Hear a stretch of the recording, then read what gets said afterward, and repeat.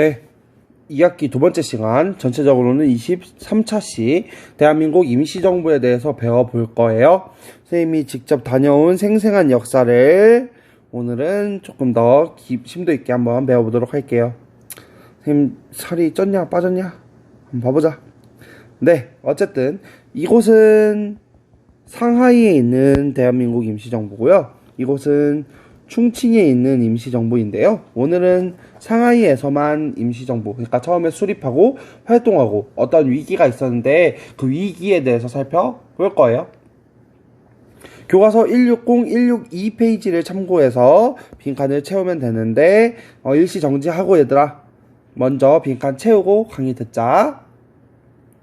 좋습니다. 지난 시간 시작도 이것이었지. 지금 우리나라 헌법 전문이었어.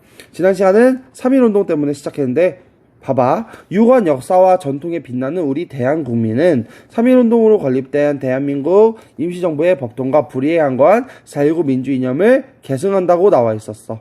4.19는 나중에 배울 거고 3.1운동으로 건립된 임시정부. 그러니까 결국 오늘은 이 3.1운동으로 건립된 대한민국 임시정부에 대해서 살펴보도록 할 거야. 일단은 대한민국 임시정부 수립부터 살펴볼게요. 뭐를 계기로 3.1운동을 계기로 독립운동을 효율적이고 조직적으로 전개하기 위해서 국내외에서 여러 임시정부가 수립됩니다. 경성, 서울에서는 한성정부, 상하이에서 대한민국 임시정부, 블라디보스토크에서 대한국민의회, 다 임시정부야. 근데 여러 지역에 막 있으니까 독립운동하는 사람들도 사실 많지 않잖아. 근데 여러 개 많으니까 여러 지역에서 형성된 임시정부를 어떻게 하려는 통합하려는 움직임이 나타납니다. 요렇게요. 그러니까 블라디보스토크의 대한국민의회, 경성의 한성정부, 상하이의 대한민국 임시정부를 합친 거야. 뭐로? 대한민국 임시정부로. 근데 법통은 어디에 두었냐면, 정통성을 어디에 두었냐면 한성정부에 두었어요. 그리고 상하이의 대한민국 임시정부와 대한국민의회를 통합하기로 했어. 정부 이름은 대한민국 임시정부로 하기로 했고, 위치는 어디에 두었어? 상해에 두었어. 상하이. 야, 상하이 다 똑같아. 상해를 중국어로 읽으면 샹하이라고 읽거든. 그래서 상하이 똑같은 말입니다. 근데 이거는 이따가 글쓰기 과제와도 관련이 있는데요. 어디에 있을까를 굉장히 고민 많이 했어. 서울에 있는 게 제일 좋겠지. 왜냐? 우리나라 땅이니까. 근데 서울에는 넣을 수가 없어. 지금 일본이 차지하고 있기 때문에. 그러면 블라디보스토크에 있었던 이유도 있고 상하이에 있었던 이유도 있었어. 상하이는 외교 때문에 상하이에 있는 것을 주장한 거고, 블라디보스토크에 있었던 이유는 가까워서. 가까우면 뭐가 좋아? 우리나라랑 가까워. 그러면 뭘 하기가 좋아? 군사활동을 하기가 좋거든. 그러니까 이 지역과 이 지역을 어디로 둘 것인가에 대해서 고민을 굉장히 많이 했지만 결국 다른 나라의 인정을 받아야 한다라고 하는 외교론이 조금 더 힘을 얻어가지고 외교론으로서 대한민국 임시정부가 상하이에 위치하게 됩니다. 9월에 임시의정원에서 대한민국 임시헌법을 공포하고요. 그 다음에 11월에 이승만을 대통령으로 하고 이동희를 국무총리로 선출하면서 정부가 수립됩니다. 대한민국 임시헌법이에요. 진짜 선진적이다, 얘들아. 이게 정말 포인트야. 다른 나라와 진짜 다르고 우리나라가 이 제도 관련해서 굉장히 선진적이야. 총령 볼게요. 대한민국은 대한인민으로 조직한다. 우리나라 사람으로 조직한다. 대한민국의 주권은 대한인민 전체에 있다. 이게 뭐야? 주권이 국민에게 있는 정치 형태 민주 공화정이야. 기억나지? 그리고 대한민국의 강토는 구한국의 판도로 한다. 대한민국의 인민은 일체 평등하다. 인민평등이 들어가 있네요. 왜냐? 공화정이니까. 대한민국의 입법권은 의정원이, 행정권은 공무원이, 사법권은 법원이 행사한다. 그리고 여기에 이 인민평등에 선생님 잠깐 빠뜨렸네요. 인민평등에는 남자이든 여자이든 늙었든 젊든 남, 여, 노, 소가 다 평등해요. 이거는 진짜 다른 나라, 그 당시에 다른 나라를 살펴봐도 이런 나라가 거의 없었어. 근데 우리는 어때? 진짜 선진적이었어. 임시정부에서 임시헌법을 만들 때 이러한 내용들이 담고 있다는 얘기지. 임시의정원은 완전한 국회가 성립되는 날에 해산하고 그 직권은 국회가 이를 행한다. 이게 나중에 중요한 자료가 됩니다. 이게 나중에 중요한 자료. 이거는 이제 우리나라 정부 수립할 때 우리가 선생님이 다루어 보도록 할 거예요. 선생님 이렇게 다녀왔어. 선생님 이 충북대학교 역사교육과 나왔다고 했잖아. 충북대학교 역사교육과 선생님의 교수님이랑 선생님 선배들이랑 같이 임시정부를 다녀왔어요. 이렇게. 근데 되게 조금 되게 도시 한가운데 있어요. 이 임시정부가. 그리고 보관을 잘 해놓았어요. 사진 잘 나왔어. 쑥스럽긴 한데. 대한민국 임시정부가 있습니다. 대한민국 임시정부. 보존이 좀 잘 되어 있어요. 왜냐면 중국이 우리나라 독립운동을 처음에는 굉장히 부정적으로 생각했는데 어떠한 계기를 바탕으로 그 임시정부에 대한 이미지가 싹 바뀌어버리거든. 이 계기는 다음 임시정부를 배울 때 배워보도록 할 거예요. 누군가가 어떠한 행동을 해서 중국인들이 감탄을 했거든. 뭐 알고 있는 친구들도 있겠지만 미리 얘기하지는 않겠습니다. 조직과 기관을 볼게요. 우리 역사 최초로 민주공화제 정부입니다. 민주공화제. 이거는 뭐였지? 뭐가? 주권이 누구한테 있는? 국민에게 있는 정치 형태였어. 맞아? 그렇지. 좋아요. 주권이 국민에게 있는 정치 형태 민주공화정이었어. 뭐의 원칙에 따라? 삼권 분립에 따라. 입법은 의정원, 임시 의정원이었고, 그리고 사법은 법원, 행정은 국무원으로 구성합니다. 그러니까 입법, 사법, 행정이 이렇게 나누어서 삼권 분립의 원칙에 따라서 조직된 대한민국 임시정부입니다. 입법, 사법, 행정으로 삼권 분립의 원칙에 따라서 구성했다. 국내 독립운동을 지도하고 활동에 필요한 자금을 조달하기 위해서 이것과 이것을 두었어요. 이것은 뭐냐? 선생님 미안해요. 이것은 연통제 교통국입니다. 연통제와 교통국을 두었는데요. 9번 똑같이 연통제는 비밀 행정 조직이야. 대한민국 임시정부는 진짜 한계점이 있었어. 왜?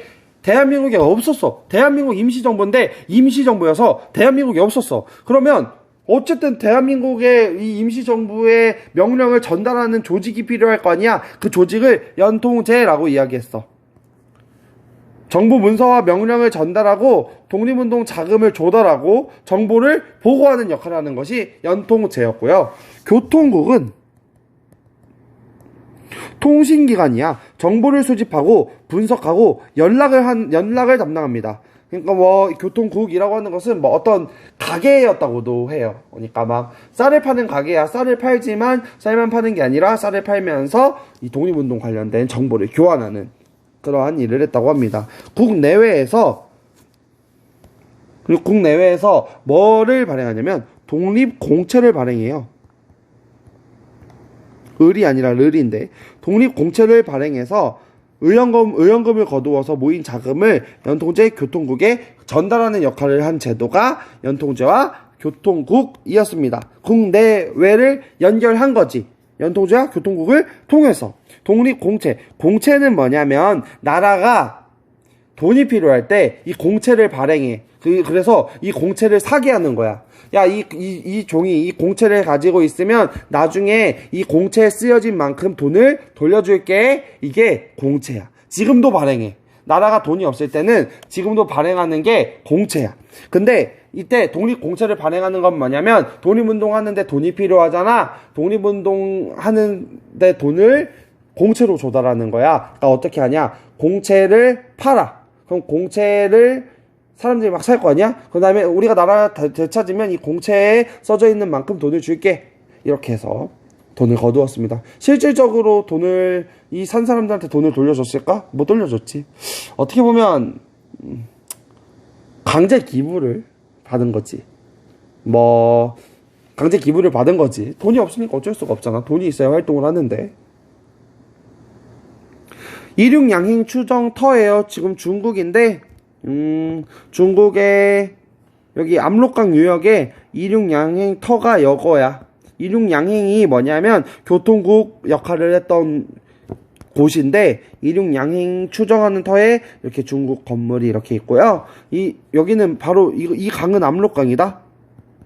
선생님이 어디서 찍은 거냐면 어디서? 중국에서 찍은 거야. 그러면 여기는 지금 어디일까? 맞아요. 북한이에요. 굉장히 어때? 선생님이 봤을 때 굉장히 초라했어. 북한을 바라봤을 때 진짜 아무것도 없었고, 중국을 봤을 때 진짜 위대한 건물들이, 높은 건물들이 정말 많았어. 그러니까 좀 마음이 그렇더라고요. 같은 민족인데 저렇게 가난하게 살고 있는 걸 보면. 그냥 압록강 놀러 갔을 때, 압록강이 여기 배를 타고 이렇게 돌아요. 그러니까 중국이랑 북한이랑 사이가 좋으니까 배를 타고 이렇게 도는데, 여기에 보면 막 아이들이 막 수영하고 있어요. 북한 애들이. 그거를 막 망원경으로 쉽게 볼 수도 있었습니다.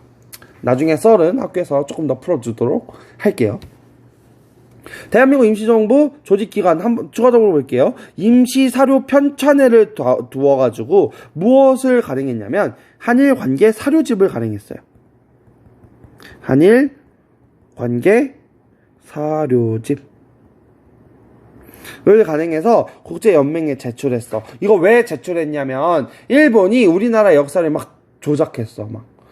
야, 너네는 이런 민족이야. 원래부터 이랬고 그렇기 때문에 우리 민족이 지배받을 수밖에 없어 라고 이야기하는데, 아니다, 우리 역사 그렇지 않다. 우리와 일본의 관계를 우리는 정리하겠다. 임시정부가 그래서 한일관계 사료집을 가능하기도 하고요. 독립신문을 발행해서 독립운동의 소식을 전달하기도 합니다. 이 독립신문은 서재필이 그 독립신문 아니지요? 아닙니다. 그 다음 외교 봅시다. 외교. 파리에 있던 김교식을 외무총장으로 임명하고 파리 강화회의에 독립청원서를 제출하도록 합니다. 선생님 갑자기 맥락 없이 넘어갔네요. 조직 기관을 살펴봤고요.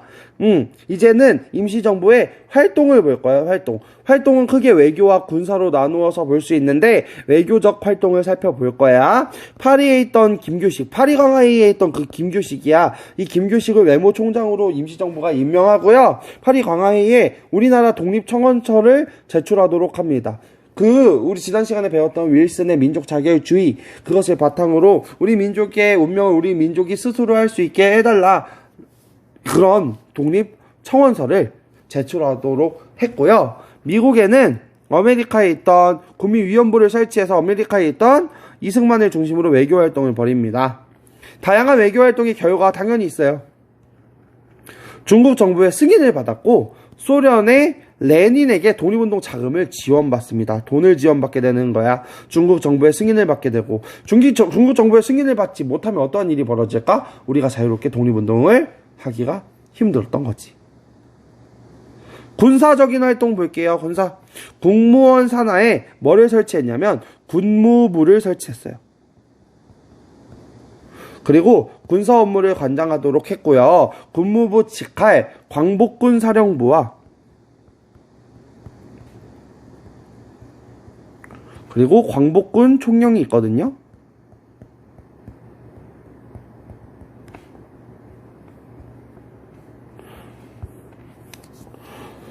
광복군 사령부와 광복군 총령을 두어가지고 그 군사훈련 무장투쟁을 실시했고요. 1923년에 육군 주만 참의부를 편성하여 군사활동을 전개합니다. 이거 중요해요.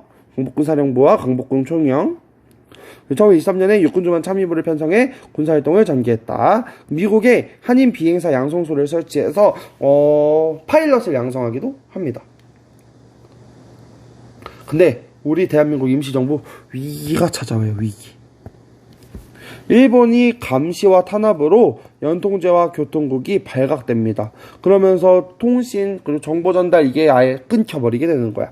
그리고 재정적으로 어렵겠지. 그리고 초기에 외교 독립론이 강대국의 무관심으로 흘러가. 아까 선생님이 임시정부는 상해에 있어야 될까, 블라디보스토크에 있어야 될까, 어디에 있어야 될까 고민을 했다고 이야기했잖아. 상해에 있었던 이유는 외교론 때문이었어. 우리가 외교, 다른 나라의 인정을 받아야 한다라는 것 때문에 상해에 위치했는데, 독립론이 강대국이 우리를 무시해버려. 조선을 무시해. 선생님이 지난 시간에 이야기했지. 윌슨의 민족 자결주의는 사실 1차 대전에 패전국들에게만 적용되는 원칙이었어. 즉 승전국에 포함됐던 일본에게는 일본의 식민지인 우리 조선에게는 민족 자결주의가 적용돼 안 돼? 안 되는 거야. 장대국은 서로 인정을 못한 거였어. 근데 우리는 외교 독립론을 하려고 했으니 강대국이 패싱하겠지. 조선 패싱 당했어. 성과를 거두지 못하자 독립운동 방법론을 둘러싸고 지도자 사이에서 대립이 심화됩니다. 그래서 1923년에 상하이에서 국민 대표회의가 열려요. 되게 중요해. 국민 대표회의. 하지만 이 국민 대표회의는 잘 결성되지 못하고 이것과 이것이 대립하면서 결렬합니다. 개조파와 창조파가 대립하면서 결렬합니다. 어떤 것을 개혁해야 돼. 그때가 하는 거야. 야, 기존에 있는 임시정부를 우리 유지하는데 임시정부 문제가 있으니까 바꾸자. 이게 개조파야. 아, 무슨 소리야. 세수를 세부대 남아야 돼. 임시정부 지금 미쳤어. 임시정부 뭣도 안 돼. 그래서 창조하자. 창조파야. 대표적인 인물 한 명씩만 기억하자. 개조파. 개조하자 누구였냐면 이분이에요. 이분 누구냐면 도산 안창호 선생님입니다. 그리고 창조파의 대표적인 인물은 이분이야. 누군 줄 아니? 이분 신채호 선생님이야. 단재 신채호 선생님. 이 각자 되게 유명하신 분들이 서로 싸웠어. 국민대표회의에서. 임시정부를 유지하자. 임시정부 유지하면서 임시정부를 개조하자. 개조파. 아니다. 임시정부 없애고 새로 만들어야 된다. 창조파였습니다. 이게 국민대표회의였어요. 근데 국민대표회의 이후 대한민국 임시정부는 침체에 빠집니다. 막 다 탈퇴해버려요. 자기 뜻이 아예 임시정부를 유지해버리니까 이거와 관련되지 않은 아예 창조파 인물들이 싹 다 빠져버리고요. 독립운동이 완전 와해되기 직전으로 갑니다. 그리고 이승만이 탄핵돼요. 이승만이 탄핵된 이유는 조금 이따 설명할게요. 이승만이 탄핵한 이후 박은식 선생님을 대통령을 하는데 돌아가십니다. 박은식 선생님이. 그리고 박은신 대통령을 거쳐서 1925년에 국무령 중심의 집단 지도 체제로 전환했지만 인력도 없고요. 자금도 너무 부족해요. 그래서 해결되지 않았습니다. 그래서 이동영과 김구 중심으로 체제를 정비하기 시작해 나가요. 그래서 이러한 임시정부를 뭔가 더 좋게 만들어야겠다. 뭔가 어그로를 끌어야겠다라고 해서 이 김구가 어떠한 일을 벌입니다. 그 일은 나중에 배울 거예요. 어떤 내용인지 조금 다다음 시간에 한번 살펴보도록 할게요. 좋아요. 이승만 왜 탄핵됐냐? 이 위임통치 청원서입니다. 읽어볼게요. 저희들은 자유를 사랑하는 1500만 한국인의 이름으로 각하께서 여기에 동봉한 청원서를 평화회의에 제출하여 주시옵고 또 이 회의에 모인 연합국 열강이 장래에 한국의 완전한 독립을 보장하는 조건 하에 현재와 같은 일본의 통치로부터 한국을 해방시켜 여기까지는 좋은 말이야. 한국을 해방시킨대. 근데 뭐래? 국제연맹의 위임 통치래. 이건 무슨 소리야? 이거야. 사람이 태어나자마자 걸릴 수 있니? 못 걷는다는 거야. 우리나라가 일본한테 독립을 해도 스스로 통치할 힘이 없대. 그러니까 우리가 스스로 통치를 못하니까 강대국인 국제연맹 나라들이 우리 조선을 일본이 떠나가도 지배해주세요 이거야. 위임 통치가. 통치를 위임하겠다는 거야.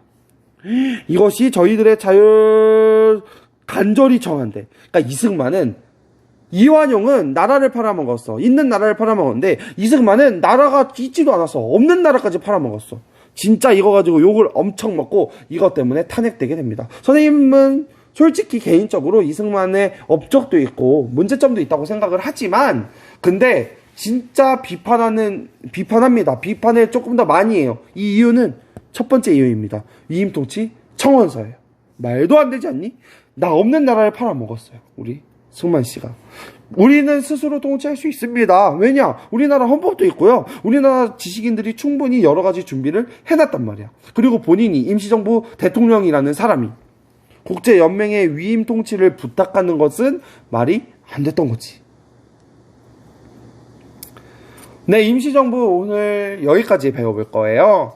여러 가지 내용을 배웠습니다. 독립운동에도 여러 가지 방향이 있어. 독립하는데 방향이 여러 가지야. 다음 주장을 읽고 어떤 사람의 의견에 동의하는지, 왜 그렇게 생각하는지 작성해 봅시다.